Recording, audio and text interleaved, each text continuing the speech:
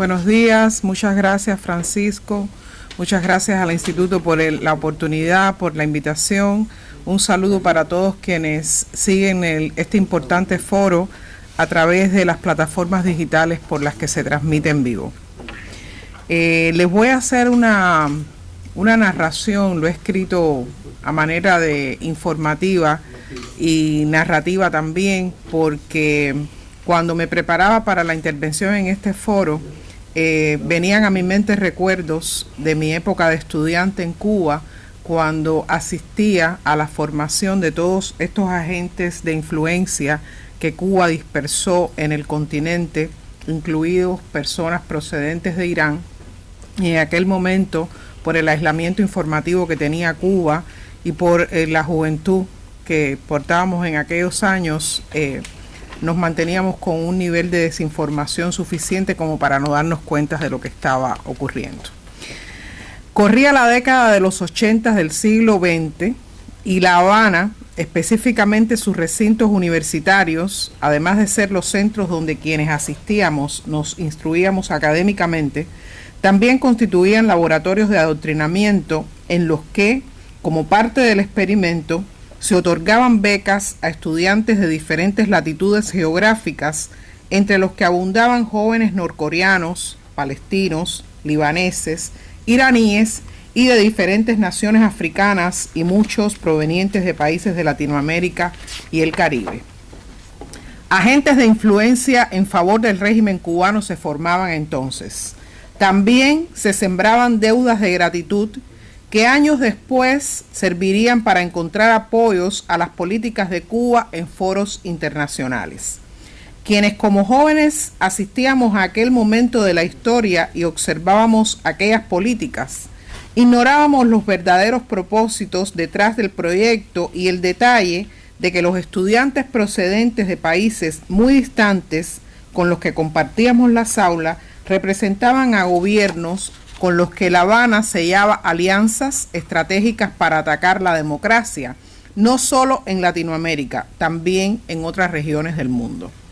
Desde esos años que recuerdo y desde mucho antes, Cuba sentó las bases para dar refugio, ofrecer estudios y brindar residencia en condición de técnicos extranjeros a elementos que mantuvo como en estado de hibernación,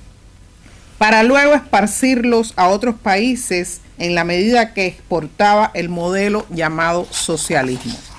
Siendo así, desde Cuba, que fungió como neocolonia soviética junto a las naciones de Europa del Este, la influencia de potencias y movimientos antioccidente se extendió hacia Latinoamérica, a veces muy palpablemente, porque los gobiernos que La Habana moldeó y consiguió como aliados lo permitieron.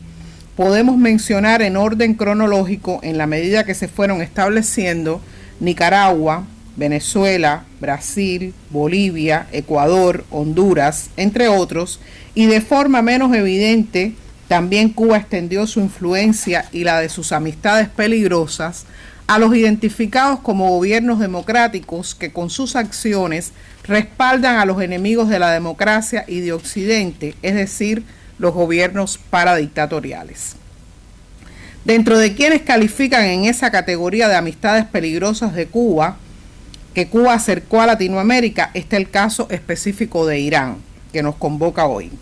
País con el que tras la llamada Revolución Islámica de 1979, Cuba encontró puntos en común tanto en la base ideológica como en el alineamiento político, por ejemplo, y principalmente en la postura anti-israelí y anti-estadounidense. Ya en el 2000, La Habana respaldó abiertamente el programa nuclear iraní en foros internacionales, presentándolo como un derecho soberano de ese país, al igual que por años y actualmente respalda organizaciones que fomentan el sentimiento anti-israelí y las presenta como movimientos solidarios.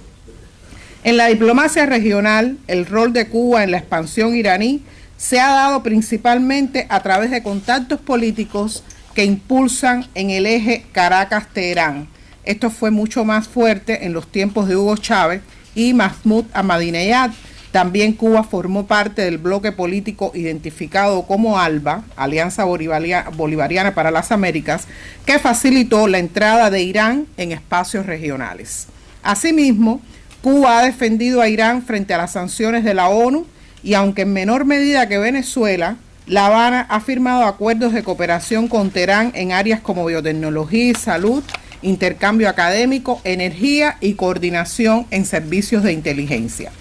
Aunque no se documentan pruebas públicas concluyentes de que Cuba ha sido base operativa directa para actividades iraníes en la región, lo que sí se puede asegurar es que la isla caribeña ha sido un facilitador estratégico indirecto en tanto aporta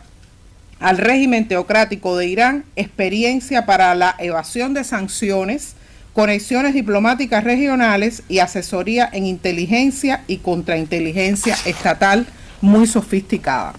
Un detalle significativo de la presencia cubana tras bambalinas en la eficacia de la penetración iraní en el hemisferio se aprecia al mencionar cuáles son los países en los que se observa el peso financiero y logístico de Irán, principalmente Venezuela,